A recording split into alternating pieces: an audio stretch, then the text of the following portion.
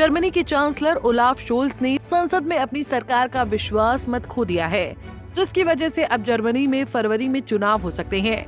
विश्वास मत के लिए हुई वोटिंग में शोल्स को 733 सीट वाले निचले सदन या बुंदेसटैग में 207 सांसदों का समर्थन मिला, जबकि उनके खिलाफ 394 सांसदों ने वोट दिया।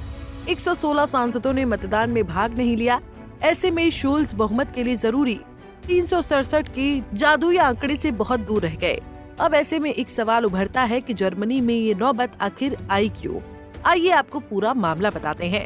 दरअसल शोल्स ने जनवरी की स्थिर अर्थव्यवस्था को पुनर्जीवित करने के तरीके को लेकर उत्पन्न विवाद में अपने वित्त मंत्री को निष्कासित कर दिया था, जिसकी वजह से 3 दलों का गठबंधन टूट गया।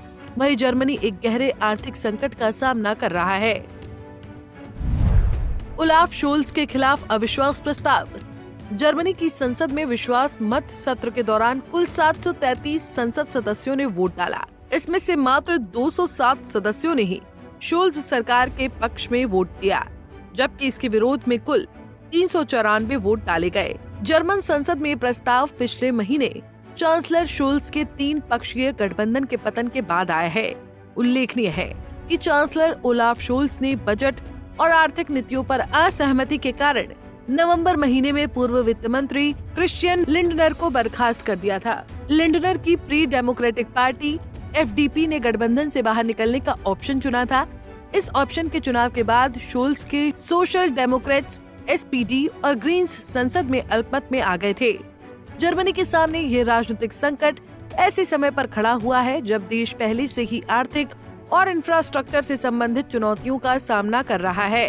प्रमुख दलों के नेताओं ने समय से 7 महीने पहले 23 फरवरी को आम चुनाव कराने को लेकर सहमति जताई। विश्वास मत की आवश्यकता इसलिए थी क्योंकि द्विपक्षीय विश्व युद्ध के बाद जर्मनी का संविधान बुंदेसटैग को भंग करने की अनुमति नहीं देता। जर्मनी के संविधान के अनुसार अगर चांसलर विश्वास मत हार जाते हैं तो राष्ट्रपति संसद को भंग कर सकते हैं और चुनाव करा सकते हैं। अब जर्मन राष्ट्रपति फ्रैंक वॉल्टर स्टीनमियर के पास संसद भंग करने के लिए 21 दिन का समय है और 60 दिनों के भीतर चुनाव कराना होगा। शोल्स ने कही ये बड़ी बात। खचाखच भरे सदन में ओलाफ शोल्स ने एक जोरदार भाषण में कहा कि ये हमारे देश पर भरोसा रखने और हमारे भविष्य को खतरे में डालने के बारे में नहीं है। उनका उद्देश्य देश के भविष्य में विश्वास जगाना है। उन्होंने जोर देकर कहा कि जर्मनी के सबसे अच्छे दिन हमारे सामने हैं। अपनी सरकार के अल्पमत में आने के बाद शोल्स ने कहा कि आकस्मिक चुनाव मतदाताओं को हमारे देश की राजनीति को मजबूत दिशा शक्ति देंगे। उन्होंने आगे कहा कि आगामी चुनाव जर्मनी के भविष्य के लिए एक महत्वपूर्ण क्षण है।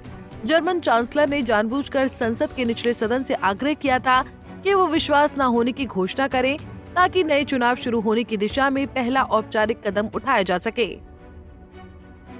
अब राष्ट्रपति फ्रैंक वॉल्टर स्टीनमियर को ये तय करना है कि संसद को भंग किया जाए या नहीं और चुनाव कराए जाएं या नहीं।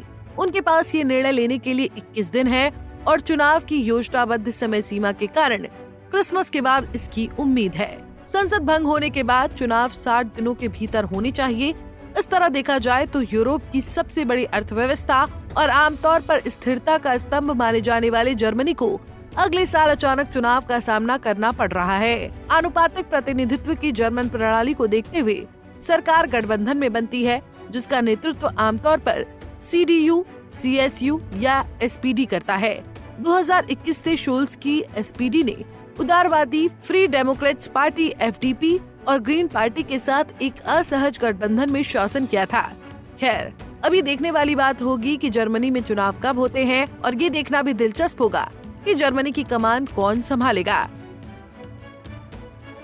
Bureau report, Punjab Kesari TV.